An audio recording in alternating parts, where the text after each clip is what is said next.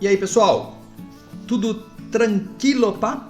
Beleza. Estamos de volta então aí com mais uma aula sobre design digital. O que tem para hoje? Vamos dar uma olhada?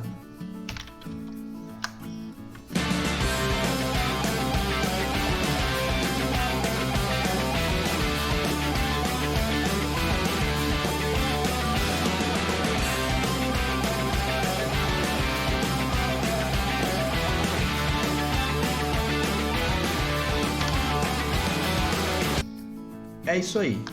Então hoje nós vamos tratar de um assunto teórico um pouco diferente aí das aulas práticas que a gente vinha tendo até agora. Do que se trata? Bom, a gente vai falar sobre IHC. O que é isso? O que significa essa sigla maluca aí? Então a gente vai começar a ver isso aí a partir de agora. Então vamos lá, vamos começar. Então, só para vocês se lembrarem, nesta aula eu abordo um assunto teórico sobre desenvolvimento de sistemas ligado à interface e ao design de aplicativos, softwares e páginas web. O tema da aula é IHC, Interação Humano-Computador. Esse é o significado da sigla, IHC, Interação Humano-Computador. Então, essa é uma aula que, embora teórica, é muito interessante porque a gente quer desenvolver interfaces para que o usuário interaja aqui com o computador. Pessoa, eu, computador. Pessoa, computador. Então, para que essa conversa seja mais suave, mais interessante, então nós temos que desenvolver técnicas e pensar em ideias para que a interface, que é o que a gente chama de a interface gráfica, a tela, aquilo que interage, até o mouse é uma interface, e outras coisas mais, o teclado são interfaces, e assim por diante. Mas que isso fique mais suave na conversa, Que, por exemplo, hoje é muito mais fácil de alguém mexer na telinha de um celular do que era antigamente num teclado no mouse. Então, porque a interface melhorou e a conversa entre o homem e o computador melhorou. E o que isso tem a ver com nós? Design digital. Tudo a ver. É o design que vai desenvolver uma familiaridade, uma suavidade na produção e na usabilidade dos softwares. Vamos falar melhor um pouquinho sobre tudo isso daí, tá? Então vamos lá. É o seguinte. O que é IHC? O que é IHC exatamente? Como já disse, o termo significa interação humano-computador. Mas uma definição mais específica é que ela se refere ao design, à avaliação e à implementação do que? De sistemas computacionais interativos para uso humano e aos fenômenos que o cercam. Então, basicamente, a interface humano-computador é implementar qualquer sistema, não só na tela do computador, qualquer sistema que possa envolver, inclusive, a parte do hardware, mas que esses sistemas interajam com o ambiente em que eles estão. E hoje, mais do que nunca, esse assunto está em voga, porque hoje tem o assunto da internet das coisas, tem o assunto, tem sensores, tudo tem um sistema computacional baseado nele e assim por diante. Então, esse é um assunto muito interessante e importante, tá bom? Agora, o que a gente traz para nós aqui na nossa aula? A gente traz então o desenvolvimento da cara do software, da interface, como está dizendo ali, sistemas computacionais interativos para uso humano e fenômenos que o cercam. Então, nesse caso, a gente vai se importar com o futuro, talvez desenvolver um aplicativo para celular, alguma coisa assim, que ele seja o mais encaixado no seu ambiente possível, em termos de design, avaliação e implementação. Tá? O que mais? Bom, continuando aqui, acho que vocês já entenderam o que significa IHC, mas vamos falar sobre um conceito mais específico. Então, o conceito se refere a projeto, implementação e avaliação, já disse isso, de sistemas computacionais interativos para uso humano, junto com os fenômenos relacionados a esse. Então, essa é uma definição que está no livro Hewitt, né? E essa pessoa conceituada, especialista nisso, definiu dessa maneira. Então, é interessante como as interfaces ou as interatividades com o computador têm sido mudadas ultimamente. Então, vamos pensar um pouquinho, reflita. Quando os computadores primórdios começaram a existir, eles se comunicavam com as pessoas através de fios elétricos, plugs. Quer dizer, é uma comunicação extremamente difícil. Mas isso evoluiu. Evoluiu para quê? Para teclado monitor? Ainda não. Então, evoluiu para um cartão perfurado, né? Não sei se alguém já viu um cartão perfurado. Parece um cartãozinho assim, ó. Isso aqui não é um cartão, mas parece um cartão com furos que você coloca dentro do computador e ele vai ler, depois ele perfura e sai. Quer dizer, é tudo meio em código, mas é uma comunicação. É uma interação humano-computador, mas não é das melhores. Então isso foi evoluindo. Depois evoluiu para o teclado. Depois, só teclado, não tinha mouse. Depois evoluiu mais para frente para o mouse. Depois. Né? E isso eu estou falando de hardware. Claro que quando o mouse apareceu, então houve uma necessidade de que a tela também fosse clicável, também fosse, vamos dizer assim, houvesse um botão que eu pudesse imitar o mesmo clique que eu faço aqui, ó. Então eu afundo o botão e lá na tela afunda o botão também. Então isso daí tem tudo a ver com isso aqui que a gente está estudando. Interface humano, interação humano-computador. É uma sensibilidade que se dá para que o usuário sinta que ele está realmente apertando um botão aqui e lá, certo? Mas as coisas evoluíram ainda mais. Aí veio o touchscreen. Tem touchscreen para computador também. O touchscreen tornou as coisas um pouco mais fáceis, vamos dizer assim, mais intuitivas, que é uma coisa interessante também. Então, tudo isso que eu estou falando aí são desenvolvimentos de hardware associado ao desenvolvimento de tela. Porque eu faço uma tela touchscreen, e quando eu desenho a imagem, a tela, o site, ou seja lá o que for, eu também desenho diferente, pensando na forma diferente de interagir. Então é tudo isso que a gente está pensando aí antes de a gente desenvolver um design digital para nosso sistema, tá bom? Quem bolou a princípio os princípios disso aí foi esse cara aí, Donald Norman. Foi ele que começou a área de IHC. Ele então criou alguns princípios relacionados a design, né? Ele é um psicólogo cognitivista que trabalhou no conceito de usabilidade. A gente vai falar melhor sobre isso mais adiante, né? É possível citar então 3 ondas diferentes sobre IHC. Então, IHC, como você sabe, não começou como a gente vê ele hoje. Houve aí uma evolução também. Tudo é assim, né? Tudo começa e vai evoluindo. Então, como é que começou essa história do IHC aí? Vamos comentar essas 3 ondas aí. Primeira onda, voltada para fatores humanos, obviamente, estudo do usuário como um conjunto de mecanismos de processamento de informação. Então, ele começou a pensar psicologicamente o que é um ser humano e como ele processa as informações que ele vê no computador. Como os computadores também eram diferentes de hoje, então o foco era no ser humano, né? Fatores humanos, como que o ser humano entende um símbolo, como o ser humano entende uma letra, uma cor, uma fonte. É isso que eles estudavam nesse período aí. Depois,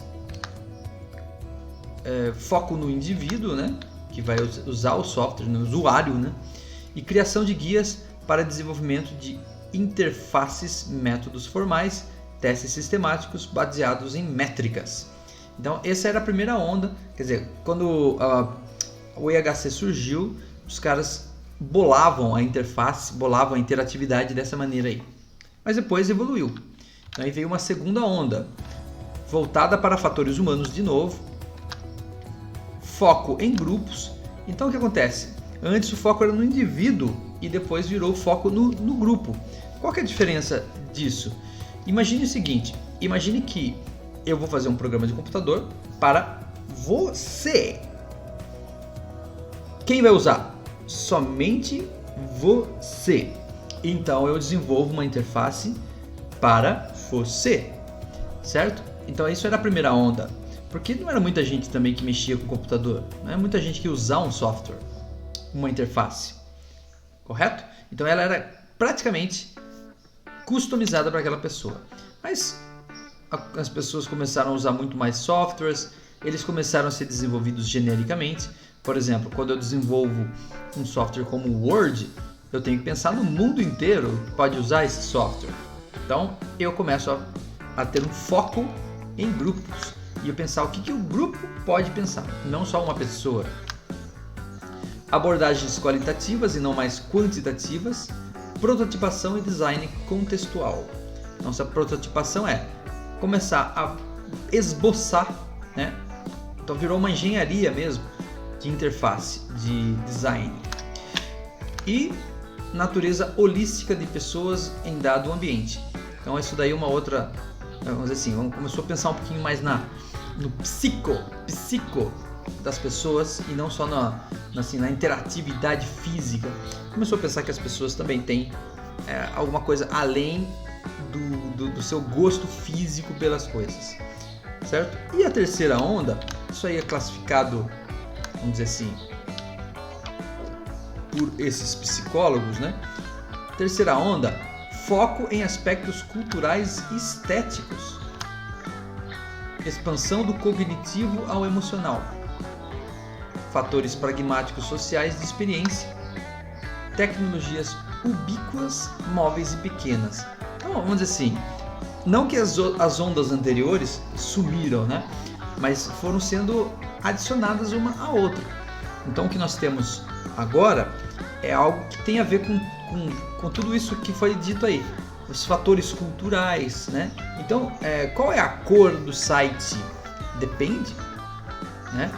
Depende do país, às vezes eu posso mudar. Então isso é muito comum. Por exemplo, você está uma situação aqui, tem um banco aí, vou citar o nome, que patrocina o time do Corinthians neste ano de 2020 que nós estamos. Esse banco tem um logo abóbora, mas esse logo abóbora não combina com a camisa do Corinthians, preto e branco. Então o que aconteceu? Houve um apelo aí dos torcedores que estranharam uma cor abóbora na camisa e pediram para que ela ficasse preto e branco. Aí demorou um pouquinho, mas o banco aceitou. Por quê? Porque o banco ele entendeu que é um aspecto cultural e estético que está ligado ali ao cliente dele, no caso, ou está ligado ao parceiro dele, que é o time do Corinthians. Tá? Só estou citando um exemplo aqui, que as coisas podem mudar, a estética das coisas pode mudar, né? De acordo com a cultura. Por exemplo, uma outra coisa que eu vou citar aqui, tem um documentário sobre games na Netflix, e eu não lembro agora o nome dele, mas esse documentário comenta que tinha alguns jogos que faziam muito sucesso. Do Nintendo, por exemplo, a Nintendo fazia muito sucesso no Japão. Porém, não tinha muito sucesso nos Estados Unidos, que era o outro mercado ou um dos principais mercados para games do mundo, além do Japão. Então, a Nintendo criou uma subsidiária nos Estados Unidos. Então, ela resolveu desenvolver os mesmos produtos que tinha lá no Japão. Um dos produtos que eles tinham, além dos jogos, era uma revista. E essa revista fazia muito sucesso porque as pessoas compravam, porque lá tinha explicação de como ganhar os jogos. O que hoje virou tudo vídeo, né? Mas na época era revista. E aí queriam lançar a mesma revista nos Estados Unidos também. Mas o que acontece? A revista tinha uma estética completamente estranha para um americano nos Estados Unidos. Ela tinha uma estética asiática, né? Aquelas letras grandes, com amarelas, fontes assim, parece pacote de salgadinho, né, chips. E isso não combina com a estética americana. Então eles tiveram que mudar toda a estética, porque a interatividade ou a interface ali não combinava com os aspectos culturais ali. Muito louco, né? Então essa terceira onda aí, que você está vendo, né? Ele pensou nisso aí, ó, expansão ao cognitivo, ao emocional. Começou a pensar mais no interior do ser humano e em como ele reage às situações, cores, formas e etc e tal. Muito da hora, né? Muito louco. Eu acho muito interessante isso, né? A gente fazer uma interface bonita não é o suficiente. Ela tem que ser realmente cognitiva, ela tem que ser realmente aprazível para a pessoa que está mexendo. Bom, dito isso, tem mais um detalhe aqui, ó. Tecnologias que extrapolam o limite do contexto de trabalho e passam a fazer parte da cultura, vida e casa das pessoas. O que ele está dizendo aí? Está dizendo que às vezes é ao contrário. Às vezes a interface propõe uma coisa que não existe ainda, né? Como é o caso do touchscreen. O touchscreen até que existe porque tocar nas coisas sempre foi uma vontade dos seres humanos. A gente sempre gosta de pôr a mão. A gente vai no museu, a gente quer tacar a mão nas coisas, né? Mas o que ele está dizendo é que às vezes uma tecnologia é desenvolvida e ela extrapola o que já existe na cultura e na psique do ser humano. Inventou um novo, vamos dizer assim, um novo movimento, uma nova, sei lá, né? Até verbos começaram a surgir, né? Vou tuitar. Será que existia esse verbo no dicionário? Nunca existiu isso aí. Então essas coisas vão transcendendo a cultura e tudo mais. Ok? Bom, o que mais? Quais são os benefícios de estudar IHC? Então eu já dei uma ideia geral do que é IHC, interação humano-computador. Aonde ela está envolvida, de onde que ela surgiu? Surgiu da psicologia e de teses e teorias criadas por designers, mas acima de tudo psicólogos. E o objetivo de estudar IHC, que é uma área muito ampla, a gente só está dando uma pincelada aqui, é compreender melhor a interação entre pessoas e sistemas computacionais. É também melhorar a concepção e construção de TICs, que é isso? Tecnologia de Informação e Comunicação, buscando oferecer boa experiência de uso, quer dizer, tornar o trabalho das pessoas mais fácil, né? E é o que a gente quer, né? Eu gosto de estar andando sozinho aqui de novo. É o que a gente quer, afinal de contas, né?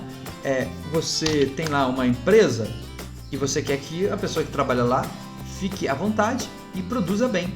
Mas para isso, o software que ele usa não pode travar, não pode, mas acima de tudo, o software que ele usa não pode ser chato, não pode ser difícil, não pode ser difícil de encontrar uma coisa que ele está procurando, não pode ser feio, não pode ser...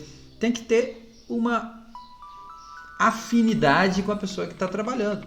Então estudar IHC é para melhorar a experiência de uso das tecnologias de comunicação. Afinal de contas, quem não se comunica se estrumbica. Ou seja, se você tem um aplicativo, um software, um site que não se comunica bem, ninguém vai trabalhar bem, ninguém vai entender nada, ou ninguém vai jogar se for um jogo bem, e assim por diante.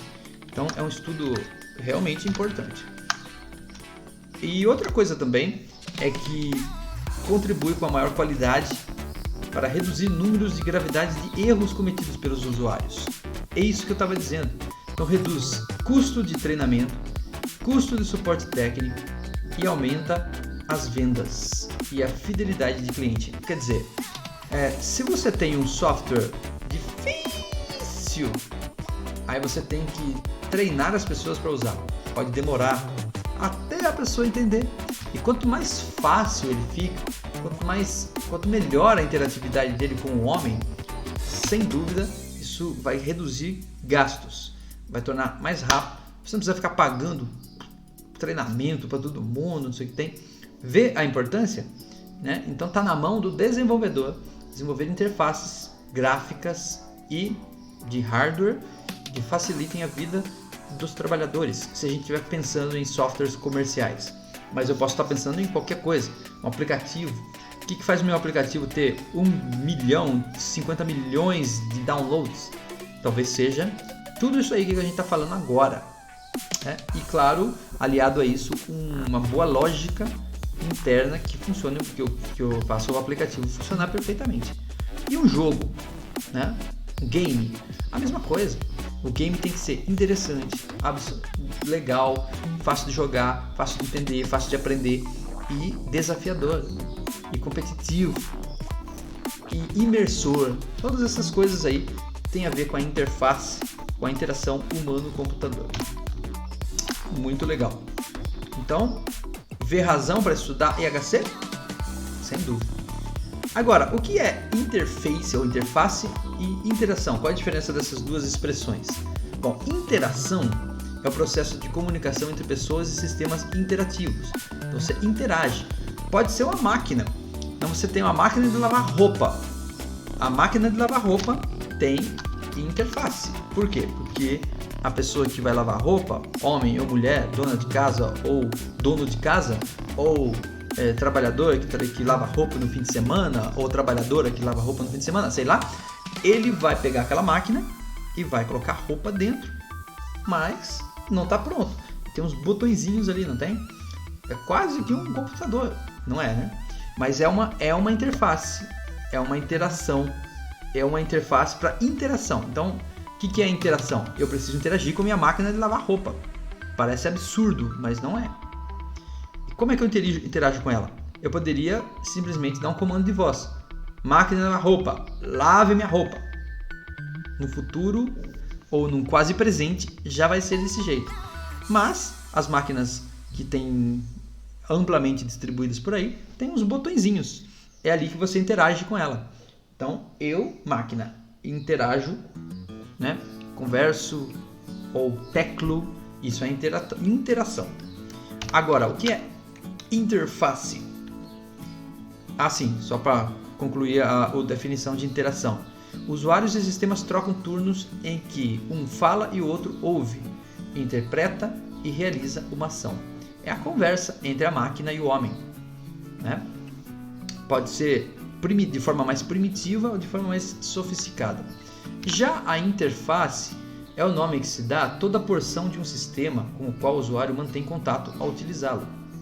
Ou seja, é o botão, é a tecla, é o mouse, é o menu, é o botão visual, né? É a cor azul que a pessoa enxerga e assim por diante. Então veja, resumidamente, a diferença entre interface e interação é: interação é a ação de interagir e interface é por onde eu interajo. Então, se a gente for pegar dois seres humanos interagindo, eles significa que eles estão se comunicando. Uma hora um fala, outra hora outro fala, ou uma hora um se comunica, o outro se comunica, mas não necessariamente pela fala. Agora, a boca, o ouvido, o olho, esses são as interfaces, por onde a interação ocorre. Fácil, né? Simples. Deu para entender? Interagir bem? Houve comunicação? Na verdade, não muito, né? Porque só eu falo, né? Mas enfim. Bom, outra característica do IHC muito interessante é a sua multidisciplinaridade. Por quê? Porque a coisa está metida em tudo quanto é lugar, né? Está metida na psicologia cognitiva, na psicologia social, na organizacional, na ergonomia, que é o termo europeu para fatores humanos, na ciência da computação. Não só isso, está envolvido também em inteligência artificial, na linguística, na psicologia, na filosofia, na sociologia, na antropologia, na engenharia, no design. Tudo está relacionado à interação humano-computador. Né? Vamos explicar um pouquinho como ele está envolvido em cada uma dessas áreas, não todas, algumas mais importantes para nós aqui que estamos querendo desenvolver softwares. Então esse desenho aqui nos ajuda a entender. Olha lá, está o IHC no meio e tudo que está envolvido nele. Psicologia, engenharia, tudo aquilo que a gente falou. Tem um pezinho ali, né? Tudo isso acaba formando uma área chamada IHC, uma área multidisciplinar. Por exemplo, no caso da ciência da computação, o que tem a ver? O que tem a ver IHC com ciência da computação? Tudo! Contribui provendo conhecimento sobre possibilidades da tecnologia, oferecendo ideias sobre como explorar todo o seu potencial. A ciência da computação estuda novas formas de computar. Por exemplo, a ciência da computação é que desenvolve um futuro computador quântico. Já existe, mas não está na casa das pessoas. Que trabalha com um sistema diferente do binário eletrônico que a gente está acostumado. É a ciência da computação. Então, ela aproveita-se dessas ideias para criar novas formas de interatividade. Além disso, também trabalha com sofisticados sistemas gráficos, quer dizer, aumenta a capacidade do hardware e dos gráficos mais elaborados, e aí a gente aproveita disso para criar interfaces. Por exemplo, ultimamente está melhorando, está sendo cada vez mais desenvolvido a realidade virtual ou a realidade aumentada. Então isso é uma forma realística de interatividade, muito legal e interessante. Então, resultados de estudos da ciência da computação ligados a IHC. E na psicologia cognitiva, o que é isso? Eu sou psicólogo agora? Não somos psicólogos, mas temos que ser um pouquinho. Todo mundo tem que ser um pouquinho psicólogo. Por quê? Porque a psicologia cognitiva, ela se preocupa com entender o comportamento humano e processos mentais. Então, eu não posso fazer uma tela, de meu software, aplicativo ou site que psicologicamente vai causar um trauma na pessoa. Ou ao contrário, não vai causar um trauma, mas vai causar vontade de se divertir na hora de trabalhar. Olha, eu posso mexer com o psique das pessoas por meio da interface. Eu posso fazer um software comercial, divertidão,